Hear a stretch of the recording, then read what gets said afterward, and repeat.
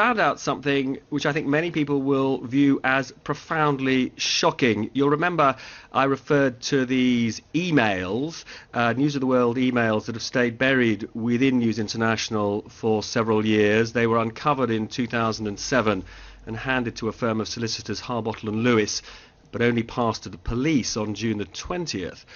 Well, I've discovered that those emails, at least some of them, provide evidence that the News of the World was buying the private details, the phone details, the contact details of the royal family and the royal family's friends and connections from a royal protection officer.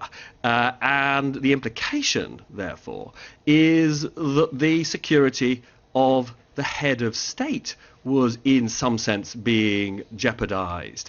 It is an absolutely extraordinary revelation that what was being purchased, as I say, was private personal details relating to the royal family. Now, I am aware that as soon as the newer management of News International were aware of what was in these emails, which was earlier this year, they appointed the former DPP, Sir Ken MacDonald, to review these papers. His advice was categoric that this was evidence of a very serious criminal activity. He advised the News Corporation board that they needed to pass this stuff immediately to the police, and indeed the information was passed to Cressida Dick of the Metropolitan Police, and that is indeed how this whole new phase in the investigation took place. So what we're saying here is evidence that the private details of the royal family were sold by a royal protection officer to the News of the World.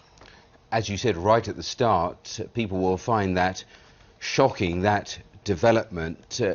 Is it possible to say, Robert, who would have seen these emails within News International? Well, they were reviewed by News International executives at the time of the dismissal proceedings against Clive Goodman, the former royal editor. That's why the emails were gathered. They were gathered because he was contesting his dismissal by the News of the World after he was found guilty and imprisoned for hacking. That's when the emails came to light, for reasons that are actually a mystery. Despite the fact that these emails came to light, they were not passed to the police back in early 2007.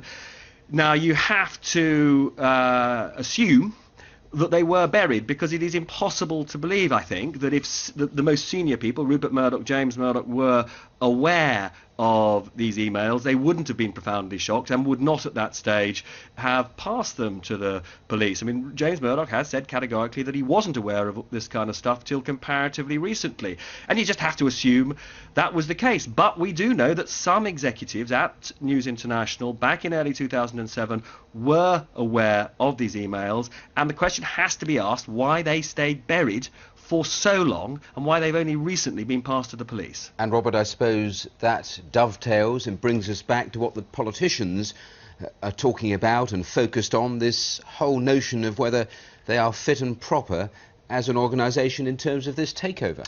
Well, I mean, certainly, as you say, it does get us right back to the whole takeover issue and the controls that News Corporation at the highest level had over the News of the World, which appears to have been out of control, and therefore does, as you say, absolutely inform this whole judgment about whether or not the takeover will be allowed by the regulators to go ahead. But I think actually it's just a moment to sort of pause for breath and just think about the implications of, a reputable national newspaper paying a police officer for phone numbers, contact details, for the for those at the highest level within the royal family, and that is how it's been described to me.